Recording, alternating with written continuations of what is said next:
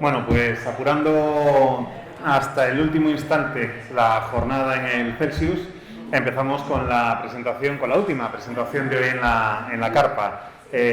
Sabéis que en el festival no nos privamos de casi nada y que tratamos de estar en la medida de lo posible a la altura de lo que se pueda esperar de nosotros, con lo cual, teniendo una novela que se llama El Peregrino, había que poner al único de la organización, que es de Santiago de Compostela, es lo lógico. O sea, excelente. No podía ser de otra manera. Y esto que parece una pequeña tontería, para empezar, realmente tiene su importancia, porque lo primero que me gustaría tratar con, bueno, no sé llamarte Pablo, Oblap, JP, digamos que el autor que me acompaña, lo primero que me gustaría tratar contigo es de dónde sale la novela. Te iba a preguntar el porqué, lo del camino, pero vamos a empezar por el principio. ¿De dónde te surge la novela? ¿Cómo es posible que un arquitecto con una vida perdón, y una carrera tan consolidada y con tanta reputación como la tuya se prácticamente despierte un día con la idea de una novela en la cabeza? Bueno, eso es una pregunta, pero muy interesante, que yo todavía me sigo haciendo todos los días, porque la verdad que no había ningún precedente anterior, nunca había hecho ningún tipo de novela, nunca había escrito nada, no me considero autor, aunque he terminado haciéndolo verdaderamente, pero todo esto ha salido a raíz de una, no sé, una inquietud, un momento donde con tantas... gracias a Dios he sido bendecido con muchos talentos artísticos, muchos talentos de muchas formas, y andaba buscando una que me uniera todos esos talentos, el talento de pintar, el de arquitectura, el de dibujo, fotografía, etcétera, etcétera, y entonces no sé por qué salió algo que fue un punto central que le dio muchísimo interés a mi vida. Pero ¿cómo surge la idea? Yo creo que inspiración divina, porque me pilló en un momento que estaba de fiebre en la cama, una gripe tremenda del 2019, me tomando antibióticos que eran capaces de bajarme la fiebre, y con eso, pues como si hubiera sido una alucinación. O sea, me empezaron a pasar películas, una proyección mental de lo que iba a ser, lo que decidí hacer un libro, y empecé a escribir lo que estaba viendo. O sea, yo escribí la película que estaba viendo mentalmente. Y entonces esa fue la... y una vez que ya me metí en ello, que empecé a escribir, hora tras hora, 6 semanas seguidas, desde 8 de la mañana hasta las 8 de la noche, sin parar, que yo no sé ni cómo lo aguanté, porque es impresionante, que ya mira que estoy acostumbrado como arquitecto a estar horas y horas delante del ordenador haciendo planos y lo que fuera. Fue increíble, y esa profundidad en la que entré en el mundo de la literatura, yo creí como que estuviera poseído. La verdad que fue algo rarísimo, por eso es que no... Pero claro, ya tenía esa inquietud de Peregrino, porque ya en su día había hecho un juego promocionando el Peregrino con el Ayuntamiento de Oviedo en el 92, que fue año Sacobeo. Saqué un juego de mesa que se ayudó justamente para promocionar Asturias en su momento. También en el 2013 pues hice el Camino de Santiago, donde conocí a mi esposa en Burgos, en otro de esos milagros de la vida que está aquí sentada. Coincidimos de casualidad allí, y bueno, todo esto yo creo que fue lo que inspiró el empezar a escribir sobre este tema puntual, ¿no? Entonces, bueno, ¿qué te diría? Pero claro, cuando uno escribe sin haber tenido ningún precedente anterior de haber escrito, uno puede decir, bueno, me voy por aquí, me voy por allá, ¿qué es lo que hago? Creo un planeta de fantasía completamente nuevo que no existe, o los arquitectos siempre pensamos demasiado. Entonces, claro, pensamos a futuro, pensamos cómo hacer las cosas para que luego duren pues toda una eternidad lo más posible, ¿no? Entonces ahí la intención fue, bueno, vamos a darle a esto una doble intención, que fue la intención de... bueno, es que no os había contado, el original me salió en inglés, yo lo escribí todo en inglés, ese fue el original, y bueno, como hacía poco que había acabado de venir de Estados Unidos, lo que fuera, pues bueno, me salió en inglés, y después es que se hizo la traducción al español.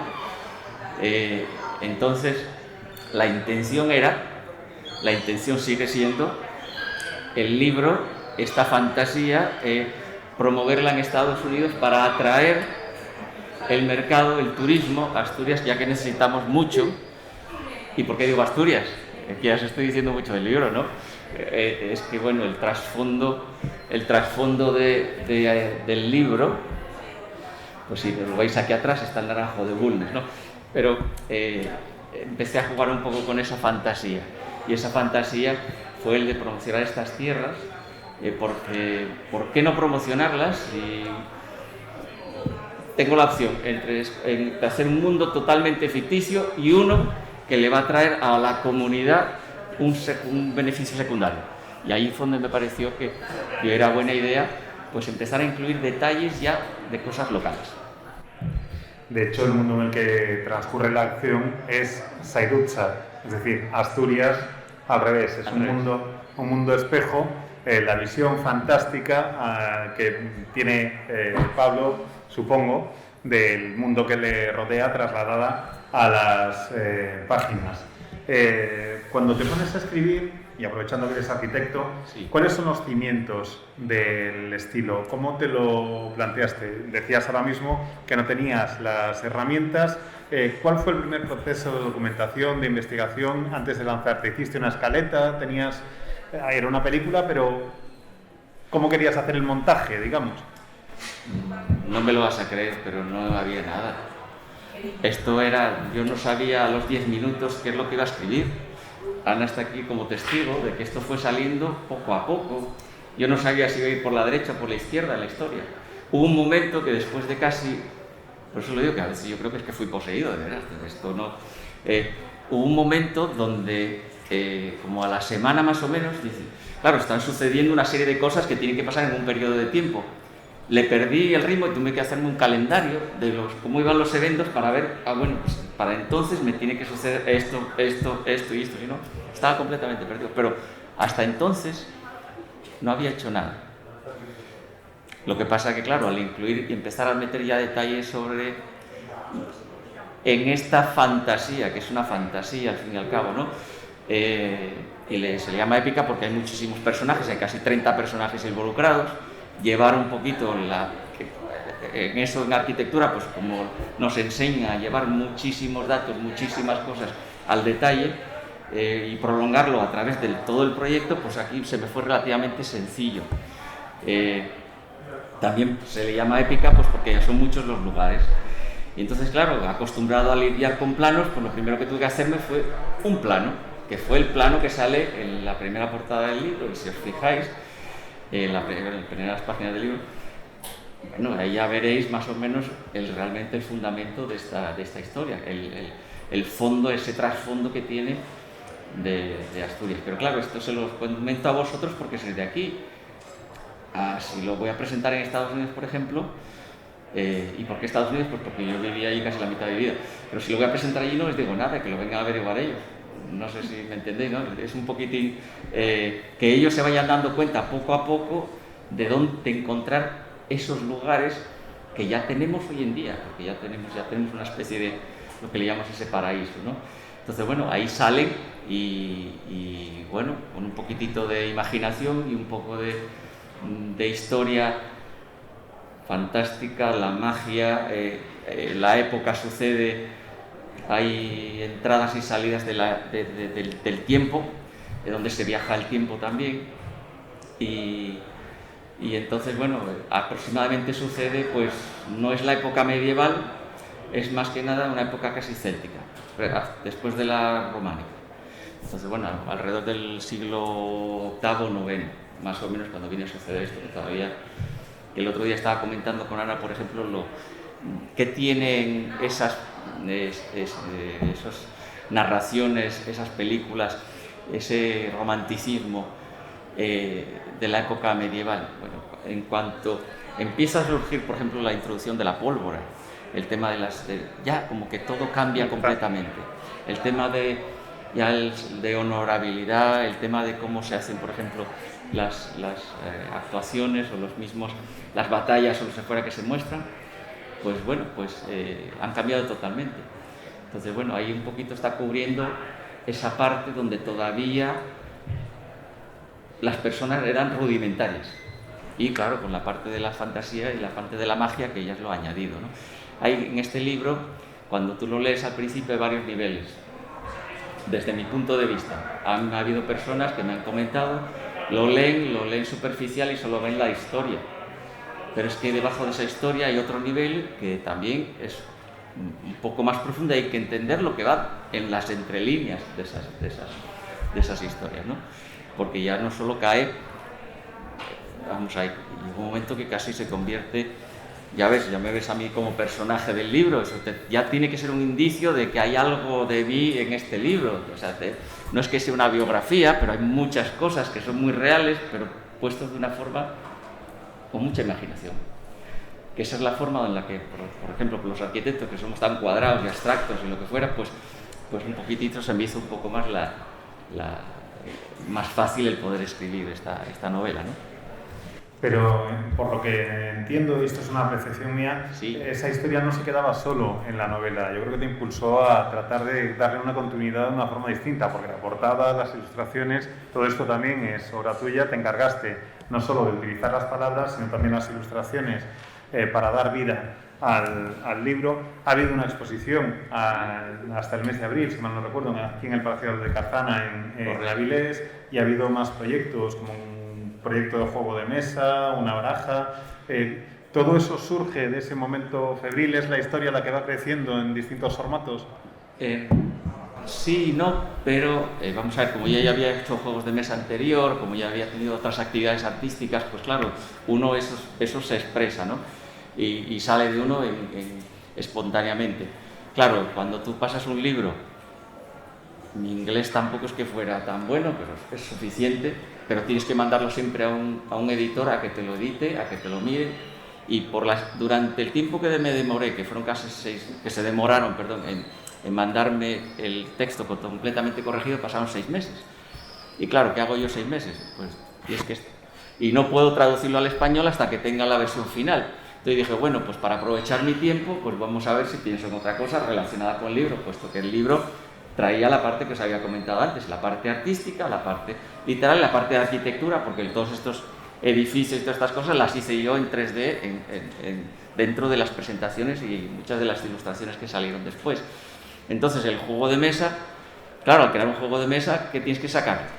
Tienes que presentar lugares, tienes que presentar personajes, ya de una forma puntual, que muchos de ellos estaban descritos en el libro, y entonces claro, ya toca contratar ilustradores, buscar, porque claro, todo no lo puedo hacer yo, todo lo tema de arquitectura sí, pero ya ilustración yo no soy tan bueno para hacer dibujos como están aquí, pero por lo menos los puedo supervisar y sé lo que tengo que pedir.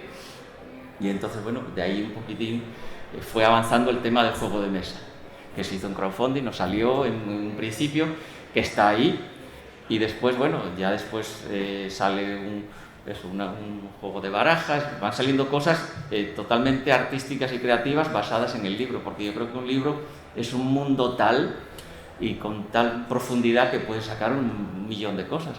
Y entonces, bueno, esas son las posibilidades que te van ofreciendo según vas avanzando. Precisamente esa construcción del mundo es lo siguiente sobre lo que te quería preguntar, porque efectivamente, como decías tú mismo, hay más de 30 personajes, pero no son solo los personajes, hay órdenes de distintos tipos, hay un montón de ciudades, hay todo un trabajo del que se nutre la historia que me hace preguntarme si llevas algún tipo de ficha, cómo fue el tipo de documentación, si simplemente lo tenías en la cabeza y si de ahí puede surgir una historia nueva. Bien, bueno, en cuanto a historia, esto es como una secuela, una serie. Vamos a ver, sería el último libro de una serie, no es el primero.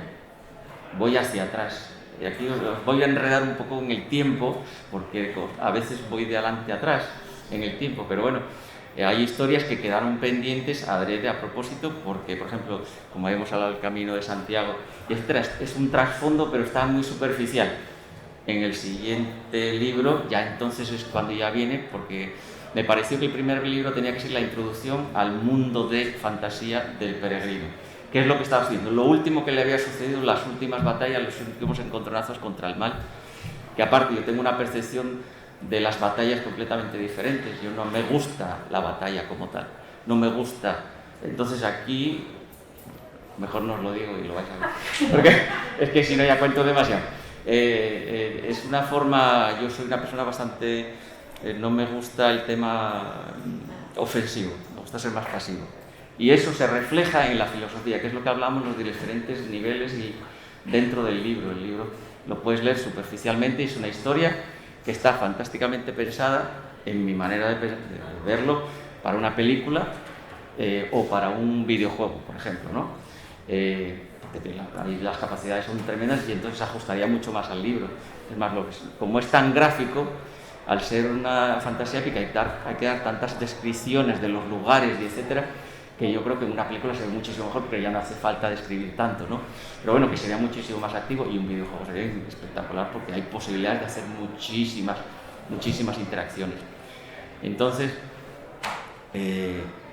ya no sé, por ya me perdí un poco más.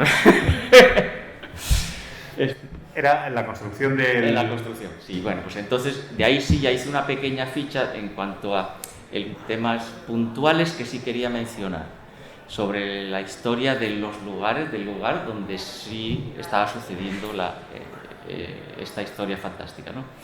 Pero entonces, bueno, es una mezcla entre la fantasía y la realidad. Y ahí es donde uno tiene que discernir qué fue fantasía, qué es realidad. Claro, las fechas bailan, los lugares son muy puntuales. Van a ver que cuando hay unos libros afuera, que, por ejemplo, el libro, la versión en inglés, sí tiene algunos dibujos ya hechos de 3D de edificios. Y si ves, hay muchos edificios que son reales hoy en día, otros son que se han ido cambiando para que se adapten.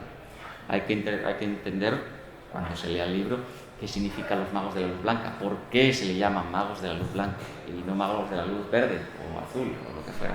Tienen su porqué y todo ello está. ¿Y por qué existe una universidad de la magia? ¿Qué es la universidad de la magia? Esa ciudad de Mucebo, la leemos al revés, es Obetum, ¿no? Entonces, ¿por qué tiene todos estos nombres? Todo tiene una razón. Entonces, bueno, de ahí va surgiendo ese tejido. Hay ciudades que se van mencionando con unas bases muy, pero muy reales y con hechos casi hasta históricos que se podrían ver. Lo que pasa es que son interpretaciones completamente ficticias.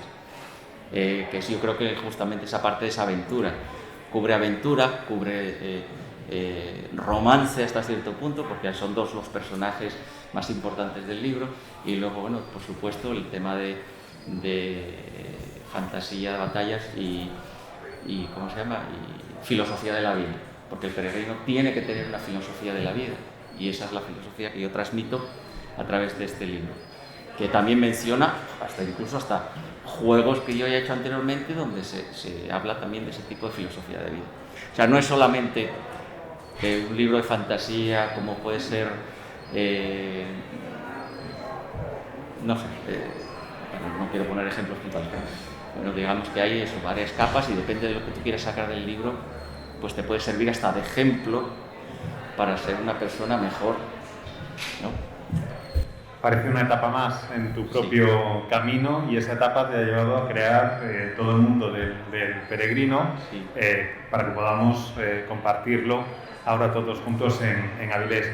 El que tampoco se detiene nunca, lamentablemente, es el tiempo, y estamos ya prácticamente con la hora agotada.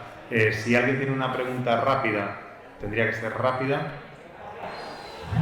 La exposición de todas las ilustraciones de este libro está hoy en día en la Casa de Cultura de Salas, durante el mes de julio. En el mes de agosto estará en Grado.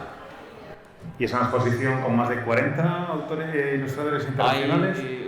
Como 15 ilustradores internacionales que participaron en esto, y bueno, y después muchas otras obras que han ido saliendo ahí, sí. El juego de mesa está allí, 2 metros por 2 metros, que con el tema del COVID no hay quien lo juegue, pero bueno. Yo cuando estuve aquí en Avilés aluciné con el juego de mesa. Y yo era, ¿este es el Monopoly, el Risk o una mezcla de los dos? Porque parece que fuera el Monopoly y el centro parecía como el Risk. Claro, porque el juego lo que está buscando es que fuera de una forma acercable a la familia. Yo, por ejemplo, me gustan los juegos de rol, pero no es el tipo de juego de rol El juego de rol no lo pueden jugar todas las personas de la familia. La gente mayor, los pequeños, no lo pueden. Entonces, claro, tienes que poner algo que sea más familia. Y por eso es que de ahí salió. Pues lo dicho, un mundo ya creado, con un sustrato muy rico, con muchas más historias que estoy seguro que saldrán de ahí, porque creo que tienes ya algo en mente para el desarrollo del capítulo, no sé si decir posterior o anterior, porque depende de la perspectiva con la que lo mires, pero creando un camino que puede recorrer en cualquier dirección, un camino que esperemos sea muy largo, que sea muy fructífero y que de momento tiene una etapa aquí en Avilés de la que estamos realmente muy orgullosos, como demostraremos con este aplauso para cerrar la jornada. Muchísimas gracias.